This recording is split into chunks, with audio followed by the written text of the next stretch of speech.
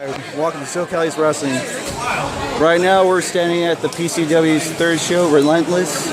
With me I have Joe Graves. What's going on, Nestor? How are you, man? Pretty good, Joe. So Joe, can you tell us about your history with wrestling? What makes you become a wrestler? I always wanted to be a wrestler. You know, everybody that does this always wanted me to do it. And it was just kind of blind luck. I met a guy at the gym that was a wrestling promoter. He started a school down in Phoenix. I was the first student. And it's been a long 5-year grind since then. So before that, were you actually a wrestling fan? Or is that something like similar like Sting was? Like he wasn't a big wrestling fan, but same thing. Like he was a buff guy, he was working the gym, and the promoter asked him in front, it's like, hey, I want you to be a wrestling chef. I kind of went the other way. I was always a fan, and then I kind of grew out of it when I was in college. Because I was playing football in college, so, you know, that kind of takes up all your time. So I kind of drifted away from watching Raw all the time. You know, it was just kind of blind luck. I was doing bodybuilding at the time, and I just at the gym, I met a guy. He talked to me, and he said I looked good, and it just kind of worked out that way. Did you like guessing about that, being a wrestler instead of being a professional football player? Yeah, I never imagined being a professional wrestler. Like, my dad wanted to send me to wrestling school when I was in high school. Yeah. And I was like, who does that? We don't know anybody that does that. So, you know, I played football, and I did track and field in college. I was a baseball player. You know, I wrestled in high school, but I never thought, like, of being a professional wrestler. It never really occurred to me that that's a possibility. I have those shorts. But, you know, one thing leads to another. It's just like a sick twist of fate got me here. So, it just kind of all worked out. Now here I am, for all these fans at PCW, beating the hell out of my best friends. And who is your best friend? Alexander Hammerstone. I can say as a wrestling fan, watching front row, it was one of the greatest matches. Oh, instead of the main event, I can tell you that. Oh, thanks, man. Now, Every match on this card was. Every match on this card could have been a main event somewhere. They do a really good job here. Do you believe that PCW was like a second PWG? No, I think they're trying to do their own thing, where PWG is really just for the excitement of what wrestling could be. It's really very extraordinary. Where here they're trying to really base it in realism. Like, it's supposed to be more like a fight. We happen to be able to do a lot of fancy things, but we're really just trying to beat the shit out of each other. And that's what it really boils down to. That's what they want here. It's the realism, the reality of like a punch that hurts. Right? Not a lot of backflips are here. You know, you got a lot of big dudes that have the credibility to beat each other up, beating each other up. I mean, so where PWG is really more of a spectacle. This is a spectacle of violence. And that's really why I like it here. That's kind of, I think, why I fit here. It's because that's really my mindset.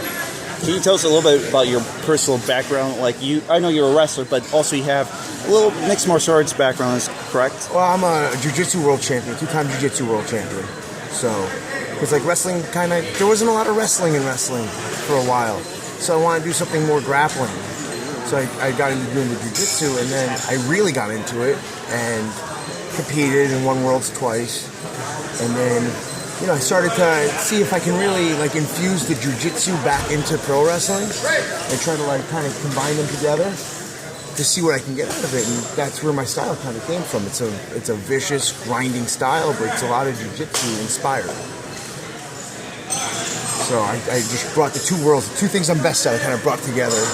And I try to make it work here, try to make the fans care about what I do. Did you ever question, like, well, with your jiu-jitsu background, it's like, well, why not become a UFC fighter? No. I still don't really like UFC. If I'm going to watch something, I'd rather watch wrestling. What makes it different from UFC versus wrestling, as a wrestler? To be honest, I just never could get into it. Like when I was young and it was different, like the first 3 UFCs I watched, I remember watching live, like it was different arts smashed together to see which one was the best. Right? See a bunch of tough guys that were masters at what they were, beat the shit out of each other and see who the best was. And then it became like everybody was pretty good at everything, but not great at anything. And I'm not a big stand-up kickboxer kind of kickboxing fan. Right? I like more grappling and chokes and submissions. So to watch MMA, you know, it's a lot of sloppy wrestling, because once a wrestler gets kicked in the face, he's not going to shoot his clean double legs. He was an All-American anyway. So it's just, to me, it's just lacking what I like. Where wrestling, there is something for everybody. If you like the Ricochet Will Ospreay match, you have that. If you want to see two big guys shit out of each other, I'll give you that. You know, there's something for everybody. You can watch Thatcher, you can watch Scorpio Sky, you can watch AR Fox. It's all different things, all different worlds brought into this. For UFC, every match looks the same. Every guy, it's all the same. I mean, I can't watch a whole UFC card because every match is just like it's just one after the other. And the more they hype it up, it's usually the worse the turnout is. Well, you kind of mentioned about Timothy Thatcher. Do you consider him as one of the best wrestlers you ever wrestled? Absolutely. He is like my mortal enemy when it comes to this because he has his style, I have mine, and we keep everywhere we go. They keep putting us together. We keep clashing. So we've already wrestled each other 7 times, and we'll see how many more we can get out of it, squeeze out of it. But he is fantastic. He travels all over the world. He's got a name for himself, and it's well earned, well deserved. Does Timothy Thatcher bring the best of you? The bring best of Joe Graves? Yeah, absolutely. Like I wrestled with Kratos, and I wrestled with Jeff Cobb, and I wrestled Hammerstone, and these guys who I respect so much bring a lot out of me. And it really is a difference, you know, because you care. You care more about just like, I care about my performance. Like, I have to impress him. I have to impress the guys in the back. Never mind just the fans. You know, there's a lot of expectations. And I like the thrill of having a lot of expectations.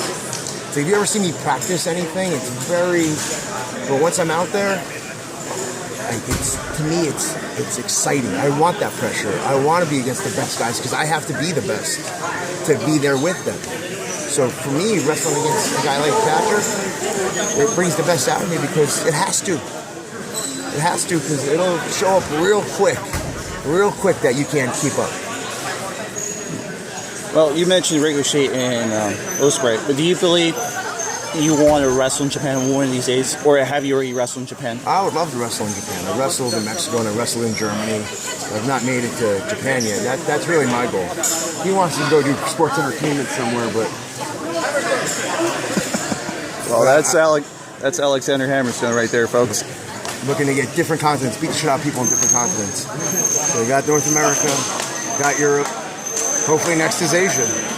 Hopefully what we're doing here at PCW really promotes all of us, but me, because I'm me, so I care what I do, really promotes us to that next level. Can you tell us a little bit more of Joe Graves as the wrestler? Like, what makes him different from other wrestlers? Everything. The way I look, the way I move, the way I again, like, infuse my Jiu Jitsu style in. So where everybody else would do something very fancy, I'm going to do it realistic. It's going to look real. Like, everything to me is real. Wrestling is real. You know, my shoulder hurts, my head hurts. People that say wrestling's fake, to me, it makes me sick because this is as real as any sport I ever played. I played college football. Well, and this is just as hard as that was, if not worse. Well, I know you follow Joe Rogan's podcast, but he mentioned one time about wrestling. Like, wrestling is not a sport. That it's just fake. There's no actual injuries. To me, as a wrestling fan, and also MMA fighter, I kind of believe. Even Brock Lesnar said that UFC is easier because he only has to fight once a year. Right? You train for a few months and you fight once a year. I'm not saying it's easy. I'm not saying it's less of a beating, but you see some of these guys, especially in WWE, they travel 300 days a year. They have to perform 3-4 times a week. You're not telling me Conor McGregor can handle that on his body. And you can't tell me that. Right? So those people, you know, to me, even UFC, tell me UFC is not fixed. Tell me. I'm not going to believe you, but it's fine that you believe that. Right? So that's just as fixed as WWE is. Right? Except they're not getting thrown off the top of anything. Right? I take a power bomb. I took a belly to belly tonight onto the floor. That's hard. One guy gets fucking dropped on his head and he's out cold and can't continue the fight. I've been knocked out in a match and I woke up and finished the match for another 10 minutes. All right, so tell me that it's not real. So when I'm in that ring or outside the ring or into the crowd with my opponent, you're gonna know that it's real. My opponent might not know, but he's gonna know when it's over. This shit's real. And I don't care what Joe Rogan says. Joe Rogan says a lot of things with his 10th Planet Jiu Jitsu. You know, it's like the CrossFit of Jiu Jitsu. 10th Planet. Like, there's one that pops up on every corner, and it's homogenized, and they have fancy fucking names for everything. But Joe Rogan, do your mushrooms and your special magic stuff, but you leave the wrestling to wrestlers. You got to be a man to do this shit. You got to get paid. Well, isn't that key to be a wrestler, an indie wrestler, to be a pro wrestler working for WWE or TNA or next to it like ROH? That's an eventuality to everything. You know, if you do everything right, eventually you'll get there. Yeah, the politics being what they are. But if you do everything that you're supposed to do here, and you work your ass off and you try hard, and you're working out in the gym, and you're working out in the ring, and you're finding something different within you that's going to make you different and make you stand out, then eventually, yeah, you'll get to that point.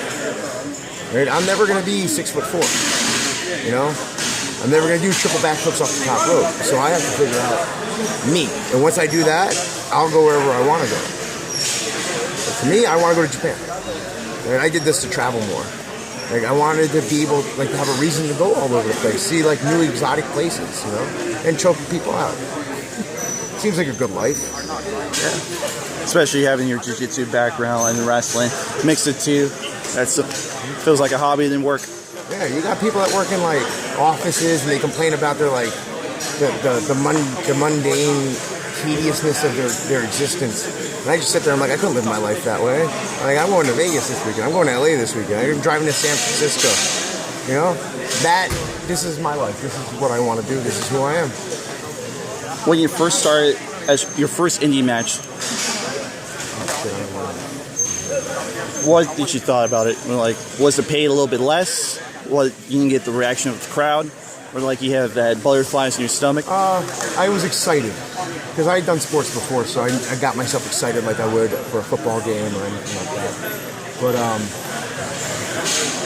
yeah, the first match, it was simple. It was like a 6-second match. So it was like a really easy way to, you know, ingratiate myself into the ring. And then from there, I was trained well. Right? I took a lot of pride in being trained well. So when I was out there, I was ready to be out there. You know, granted, I wasn't ready to be a top-flight professional wrestler yet, but I wasn't unprepared to be in the ring. So that gave me a lot of confidence. When I got in there, I was okay. I wasn't like worried. I wasn't nervous. I wasn't scared. I like being in front of people. The crowd's the best part. I like performing in front of people. Do you like it being as a heel, or do you like it being a face, or does it really matter to you as a wrestler? I'm kind of the same way for both, because I'm not really a nice person. And I'm generally not like the friendliest person. I don't like strangers very much. And I mean a lot of the stuff I say to people. Right? So being a heel is a little bit more natural for me. But if you notice, like, all my wrestling is the same. I do mean stuff to people. Like, basically, my whole match is just to torture somebody until they give up. That's not, like, the best face way to go. But, you know, you get the crowd behind you because they give a shit about what you've done. You know, that's a great feeling. But at the same time, you know, fuck them. So, heel face. And do you care about the wrestling fans' opinion? If they put like a video on YouTube and then you're in it, and then suddenly there's like comments below and saying negative things like, "Oh, that was the worst match." Like, no, I'm petty. If they like it, they're the smartest guy ever. If they don't like it, then they don't understand what I'm doing. I'm straight up about that. Nah, fans like what fans like.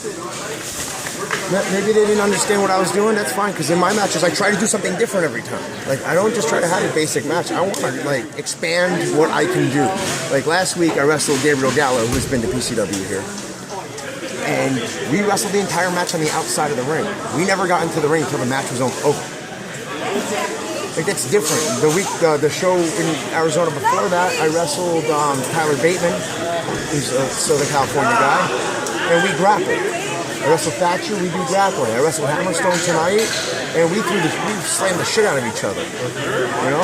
So I like to pride myself on being able to do everything, but to really expand what we can do here. So, you know, maybe it doesn't come across. But now I have another tool, another weapon to use for my next match. Maybe like something that did work, something that they did get behind, something they did like. Well, now I've already tried stuff. Right? Take what worked, put them all together, and try to have the best match possible for the fans. Because this is for the fans, as much as it's for me, and I'm really trying to get the boys in the back to have respect for me. And when it comes down to it, it's about what all the people what all the people think. That's how you get booked. That's how you get signed. That's how you get anywhere. So it matters, but to me, I'm never a finished product. So when I feel like I'm a finished product, then I'm going to care what they think. Then I'm really going to take it to heart because that's the best I have. Right, until then, just keep plugging away, keep grinding away at it.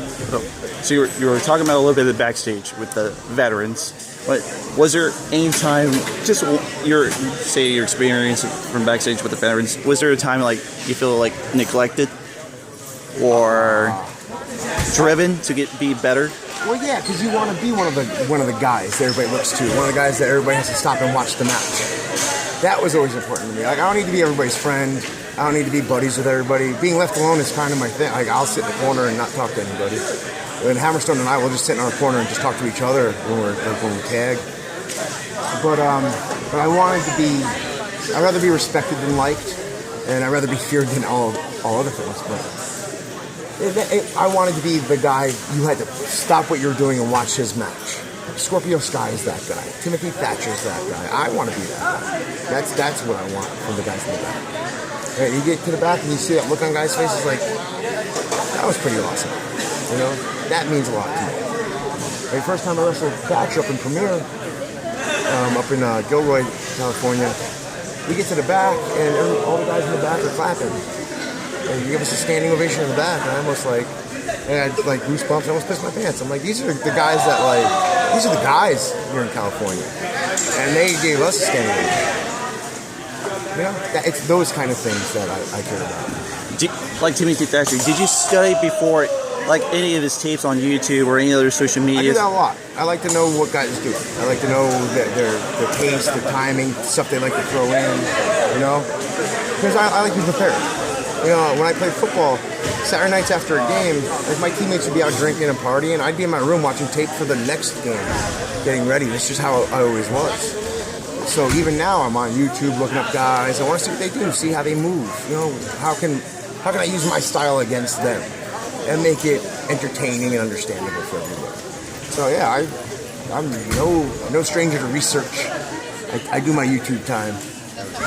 Is that your downtime time, but also your study time? When I'm driving, when I'm doing cardio, when I'm listening to people talk, you know, all the time. I'm watching a movie, I have my phone out, watching something else, you know. It's just the way I am. I'm obsessive about everything. So it's got me this far. See how much further we can push that, right? Can you talk about a little bit your tag team partner, Alexander Hammerstone? No, I don't want to talk about that. No, Alex, I was already established where I was in Phoenix, and Alex came up. So we basically started at the same time training, but he was at a different place and he came to us. So at first, you know, we're the two biggest guys there. So you'd think there'd be a lot of animosity. And he had a couple bad habits that were trained out of me already, so I was trying to help him. And at first, he didn't like me very much because he heard I was mean. Right? And then we just, you know, and I am mean, because I expect things to be done right. And if they're not done right, you're going to do it again. And you're going to know you messed up. It's just the way I am. Yeah, at first we were kind of you know. Feel like outsiders? Yeah. But then we started traveling places together, and he became my best friend. And people think we're not really friends. No, we're really friends. So when we have to fight each other, I'm not gonna let him beat me up. You know, you go harder on your friends than you do a stranger. Is he also one of your rivals / best friend in the ring? Yeah, we're very different, but it's just in the nature of everything we get compared to each other, right? So you know, he's tall and blonde and tan, and I am short and angry looking and creepy. So we have that very distinct looks about us, but you know, we're like a unit, he and I. So earlier today from the PCW crowd, you hear the chants of what was it? It was Spartan versus Vikings. Yeah, we got Thor and Leonidas, and that's kind of our tag team, the Gods of War. That was kind of the idea, because I look a lot like Leonidas, and obviously he looks like Thor. So we're the Gods of War. So So that kind of became who we are. He doesn't really like the Thor thing very much, but You still like he looks that? like Thor. Just shut up and look like Thor. But we'll always be compared to each other just because we're always together. You know, we're almost inseparable. So My next question to you, Graves, do you prefer being a singles wrestler or a tag team wrestler? tag teams are fun because me and him get to beat people up together. But singles, I feel like I could be more creative because there's less moving parts. When you get 4, 6, 8 guys in a match, there's a lot of stuff that can go wrong. A lot of stuff to put together, and the nuances of the wrestling goes away. Because you got to get to the next spot, and the next guy's thing, and then this thing, and then this big spot, and then this thing from the top rope. And there's no emotion. It's hard to do it. Like, some matches do it, but it's really hard to get that in there. We're in a singles match. You build the whole match around the emotion of it. Why are we trying to beat the shit out of each other? Now, how can we get them to believe it? And then let's go beat the shit out of each other, but in a way that they care. Tag, I find, is a little sometimes harder to do that. There's just too many moving parts. But singles, tell a story, make everybody believe it. To me, within the earlier matches, all the matches from PCW, there was a story to it. Yeah. It was like, oh, it could be the Rat Wrestler, or the Thor, or Leonidas. But even our match, like, it's not Thor versus Leonidas, right? Yep. We both know each other very well. He knows all my stuff. Like, he's my biggest fan, you know? And I know all his stuff because I'm his biggest critic. But, so I want to grind him down. I want to stay on the mat. I want to do my fancy rolly shit. And he wants to run around and kick me in the face and do these crazy suplexes and backflip over me. So how can I keep him from doing that? And how can he get the motor going? You know? And that's the story we're trying to tell. Me, I'm trying to grind it to a stop. Him, he's trying to speed it up. So that's the story we're trying to tell. So first, it's because we're friends. So obviously we know each other. So I know his stuff, he knows my stuff. But how am I going to make sure he doesn't get his stuff in? How is he going to make sure I can't get my hands on it? And that was the story of our match. That's why the match has to build up with chemistry. And then saying just like, oh, 1, 2, 3 pin, and like, or a clothesline, I pin you right there, or like a big finisher. No. Yeah. Like a submission is cool sometimes. Sometimes the fans don't get into submissions. But when they do, and they either want the guy to tap or not tap out, and then he does, like, I don't know, it's to me it's different, it's more exciting. You know, 1, 2, 3 gets a big pop, but a submission builds people into it. And, you know, choking somebody's real. I choke the shit out of people. Like, for real. Like, because they should know. That's what I say. So, have you been caught lately with the Raw and SmackDown and NXT? I don't watch it. I watch NXT sometimes, but Raw and SmackDown, I can't get into it.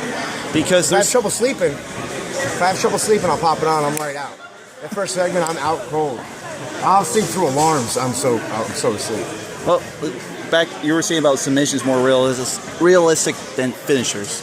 Now, like, I see kind of wrestlers who do finishers, but it's not realistic. Like, that's it. You get the 1, 2, 3 with that little fancy move. Sometimes the simplest looking submissions are the most lethal.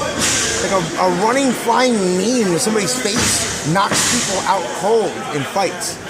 But now it's just the guy sells him in a circle, and you got to hit him with this big back-flipping slam. All right. Well, you just told everybody that punches don't matter because everybody just walks in punching each other. But punches win fights, right? The punches are just something that happens in a wrestling match because it happens. Right? That doesn't make sense. Right? But people are so immune to it now. They just okay, they accept it. Why? An elbow to the face crushes people's faces. No regret. Yeah. Now we're just dropping forearm. Guy spins around, ducks something. Why? Your question now answered. You gotta do triple fucking backflips off the top of a steel cage to finish a guy. Throw him through 3 tables and set him on fire. And a punch wins a fight. Right? And 20 years ago, 30 years ago, when this stuff was big, punches, kicks, body slams. Fit Finlay, I've seen win matches with a Samoan drop. Now you have to do a Samoan drop off the moon, through the rings of Saturn. right? Back down onto earth, and it might be a 2.5 count. And John Cena kicks out. So we kind of doled all this out for everybody, right? They're almost immune to how much this stuff is dangerous, because I've been kicking the face harder than I've been dropped with a slam, right? But I just grab my mouth and then set up for some other thing. No, getting kicked in the face sucks. Getting punched in the face sucks. So that's what we have to bring back. That's what I believe. Like, we have to bring that back. So if I put you in a submission and you're in a lock and you can't get out of it, guess what? I'm breaking your arms. I'm putting you out. Right? Killer instinct. Yeah. You gotta. Right? I have to do this fancy thing and set up this way, and I can break your arm. Why don't I just break your arm? And we did see that. Because you didn't do your backflip yet. I can't break your arm until you do your backflip. No, I get it. No, that makes more sense.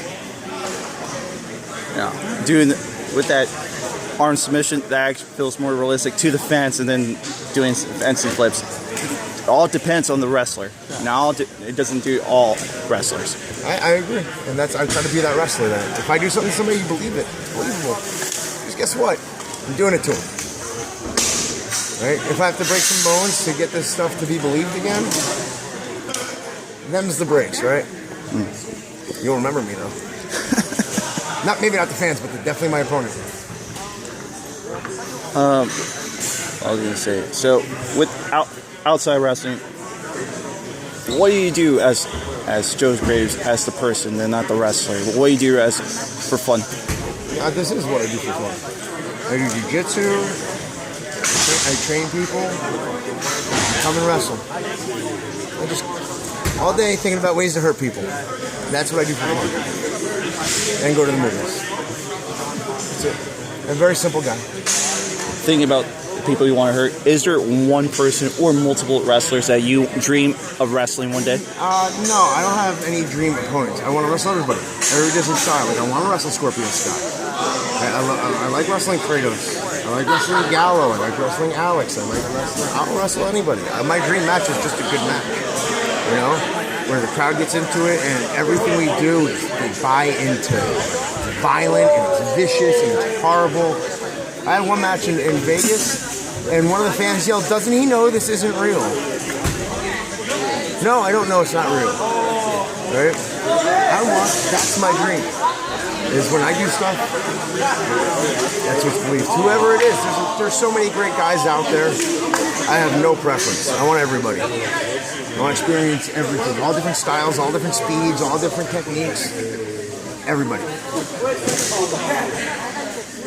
All right, Joe Graves, I have to end this interview, but for people who doesn't know Joe Graves, can you tell the people from YouTube and other social medias, how can they follow you? Joe Graves on Facebook, and then for Instagram, Graves_hates you. Plain and simple. That's it. That's all I got. All right. Well, Graves. My phone number might be on Facebook, but don't call me. All right, Graves. It's great having you on SoCali Wrestling, and hopefully we get you again for the next. Thank you very much.